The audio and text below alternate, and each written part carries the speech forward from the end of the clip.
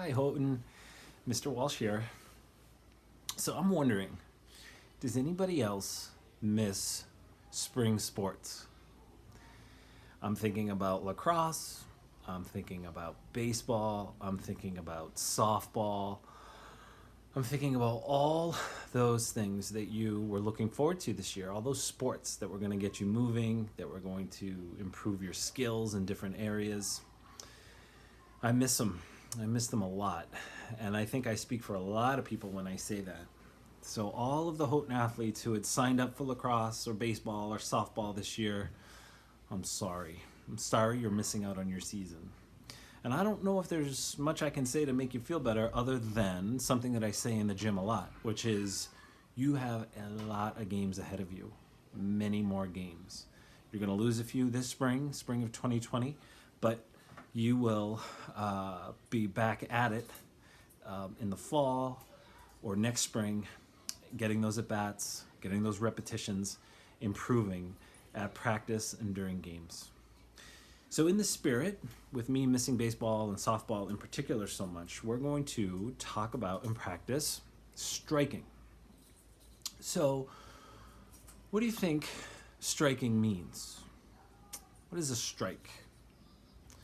Well, a strike is hitting something with control. Hitting something with control. And in physical education, we do a lot of striking. We use different implements to strike. And what's an implement? That's a fancy word. That comes up in my physical education standards often. And an implement is just an item. Now, what I'd like you to do now is think, what implements can you use in sports to strike something? Think about that question. And at the end of this video, I'll put together a few pictures of the different sports that we use an implement or some type of item to hit a ball or a puck. That's a clue. And many of them you will, if you haven't said them already, at home right now, you will say, oh yeah, why didn't I think of that when you see the pictures at the end of this video, okay? So the game we're gonna play today is a variation on baseball, and it could be done outside, preferably done outside, as a matter of fact. I highly recommend that you do it outside. But in the interest of getting good audio for the video, I'm going to show you the demonstration inside.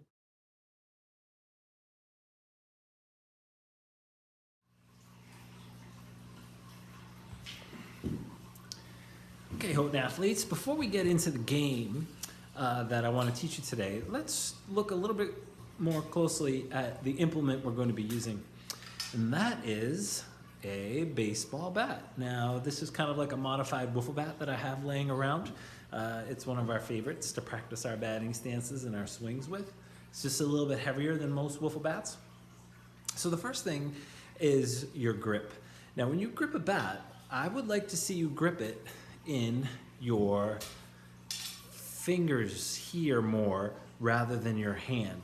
So instead of gripping it like that, I would like to see you put it here in your fingers and then roll it over towards your thumb, okay? So it's actually more in your fingers than it is your palms, okay?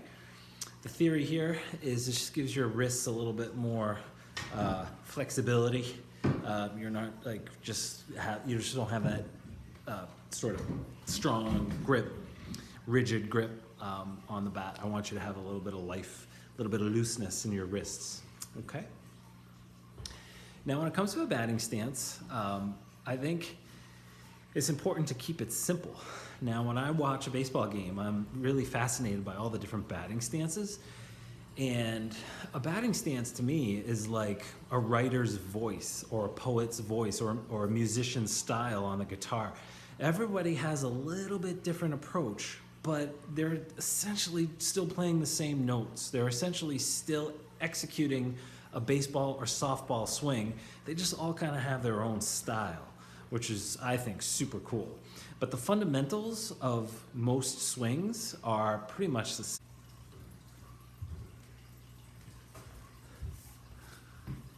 Hi, Hilton. So, a philosophy is just like a guiding way of thinking about something. And in hitting, when you swing a baseball bat or a softball bat, there are different philosophies. And they have changed a little bit over the years. Like if you follow the Red Sox closely, you might have heard people talking about something called launch angle when they swing a bat. And that is basically when you swing the bat, swinging with a little bit of what's called an uppercut, swinging up on the ball rather than more level or down on the ball. Now for me, launch angle, uppercut, it goes against everything that I was taught when I was a kid.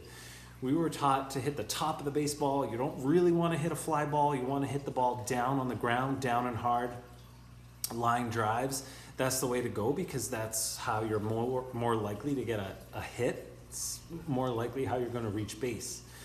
So I don't think there's anything wrong with launch angle, but I know that when I played, I didn't have a lot of power. I hit a lot of singles and a few doubles. I did not hit many home runs. So launch angle might not, or hitting with an uppercut might not have worked for me. I think I just would have been an easy out most of the time.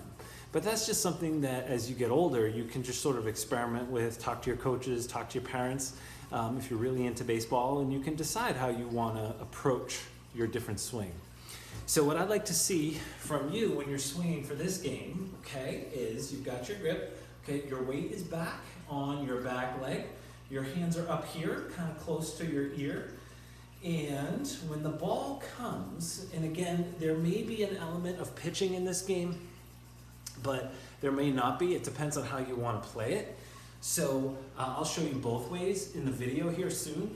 So you step towards the pitcher, like right directly towards the pitcher. And when you do that, your hands go back a little bit. You're kind of loading up to have a nice, powerful swing. So you step towards the pitcher, your back leg starts to turn, okay? When I was a kid, I had a coach. He taught us about the dangers of cigarette smoking and how bad it was for your lungs and for your body. So he used to say, imagine that you're stepping on a cigarette butt, okay? When you're swinging your back foot. So it kind of looks like this, okay?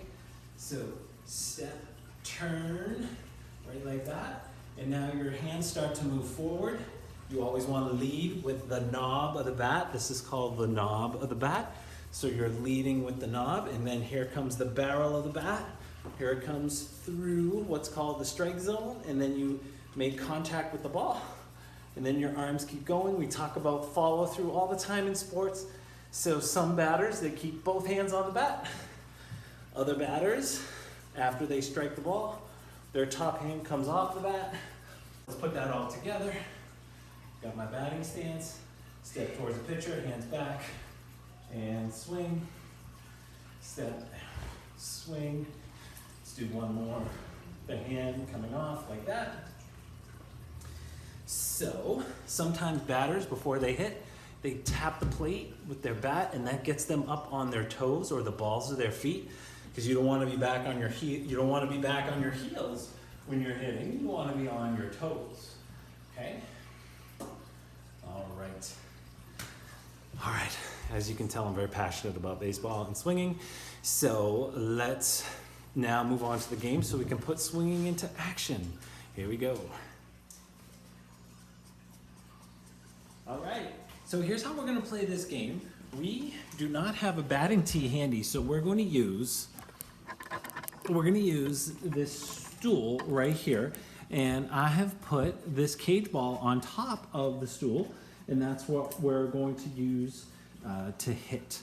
Now we also could use the sock ball, right? The sock ball, and we could put that right on the stool, and we could hit that as well. I think that would work pretty good too. But I think for this video we're going to use the cage ball. So Anna, if you could put it on. So here's how it's gonna work. I am gonna go first, and I'm gonna strike the ball off of the stool. I'm not gonna run to first base like you would traditionally in baseball or softball. Instead, I'm gonna run straight out, and I'm going to touch that barrel, and then I'm gonna run back and touch the stool. I'm gonna try to do that as many times as I can until what? Until my opponent, Anna, my daughter, gets the ball and puts it back on the stool. As soon as she puts it back on the stool, that's it. I can't score any more runs. When you touch that bucket, that counts as 1 run. Okay, so I'm gonna try to get as many runs or touches as I can while the ball is rolling out in space. I had mentioned in the first video that this game would work better outside than inside, but again, for the purposes of this video, we're gonna keep it inside. All right, Anna, did you get that? Yep. Come on over, kiddo. So where does Anna stand to start? Now, she could be out in the outfield to get the ball, but I want to give myself more of a chance to score some runs. So I'm going to ask her to stand right back here. Okay, now I want to keep her a safe distance away, so when I swing, I don't want to accidentally hit her. Okay, so ready, Miss Anna? As soon as I hit this ball, I'm going to run, touch the bucket, touch the stool, touch the bucket, touch the stool. Okay. As soon as you put the ball back on the stool, my turn's over. Okay. Okay, ready?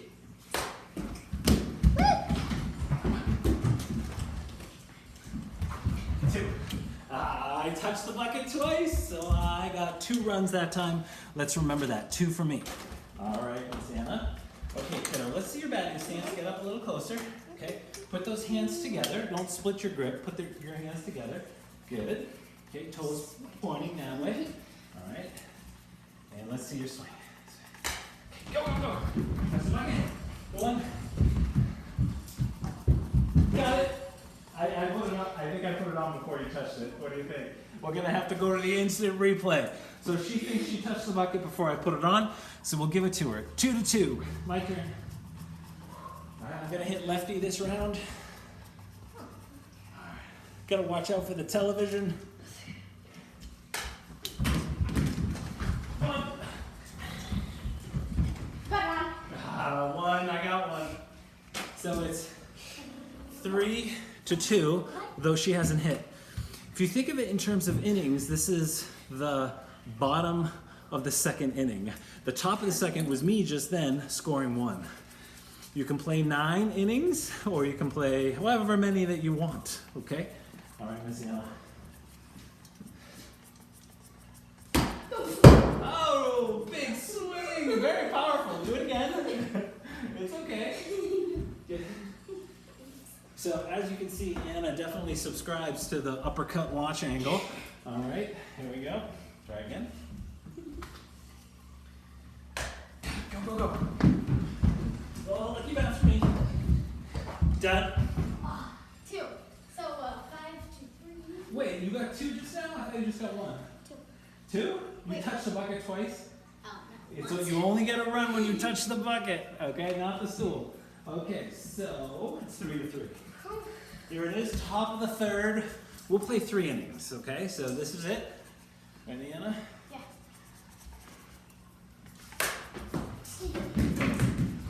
1. Got it. Okay, 1 for me. If you wanted to play it where you get a run when you touch the stool, you could do that too. Your scores will just be a little bit higher. All right, so wait a second. It's 4-3 me. All right, go.